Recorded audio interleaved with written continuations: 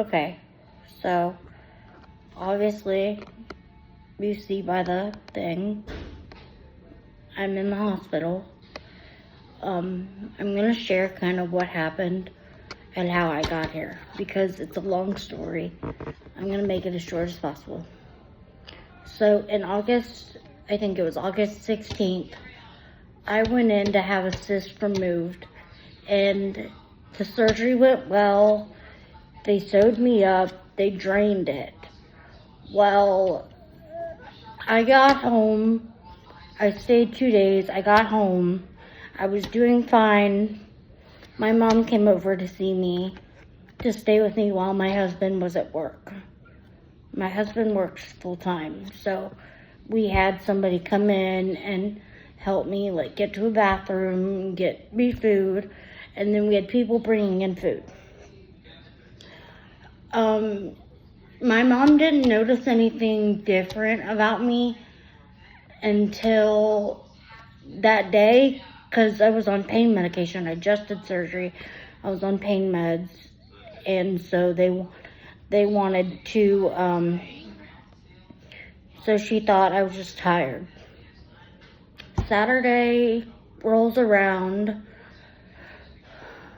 I slept most of the day. I was in pain.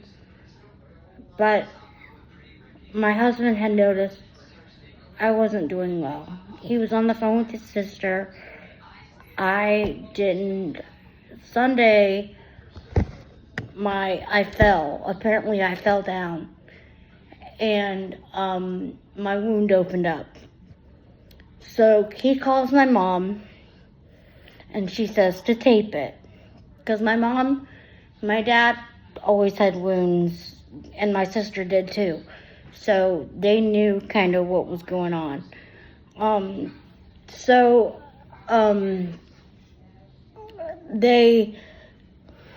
apparently I was out of my mind by Sunday, and then we get to Monday.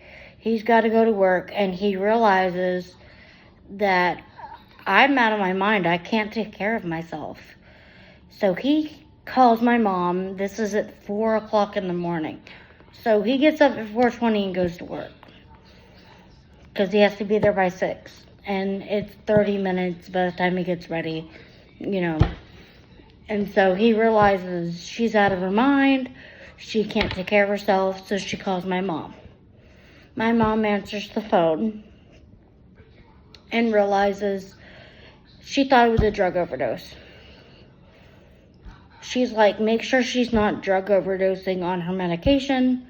Make sure she's doing okay. Just make sure that.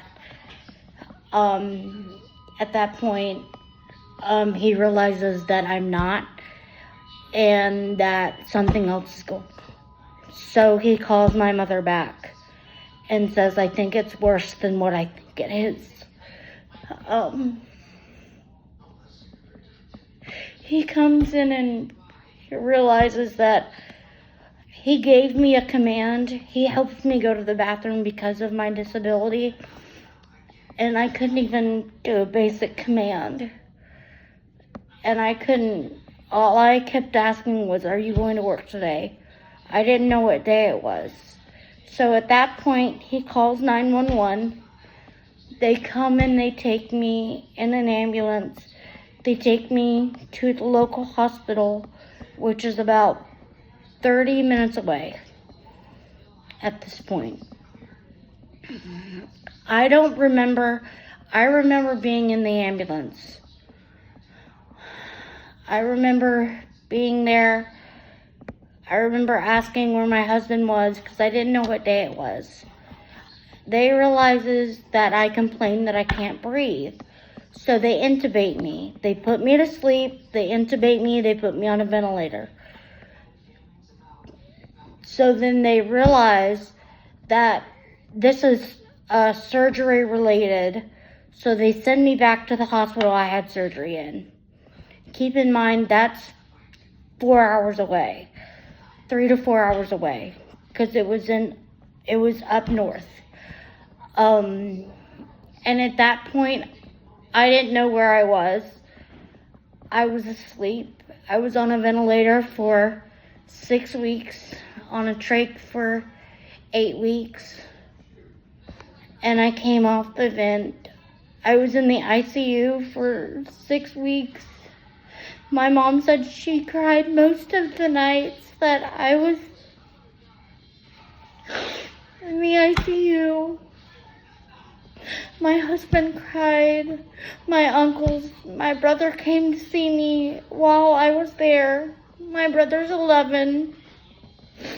He came to see me. And the way that I looked, I had a vent. I had the trach. And I thought, he started crying. And, and today I'm sitting here in a rehab center getting better because I'm off the vent. I'm off the trach. I'm able to eat. I'm able to do things on my own. And I'm so thankful to God that I'm even alive. Also, they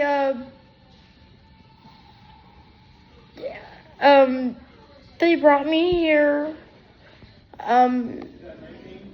Today was my uncle's birthday, so I called him and talked to him for his birthday.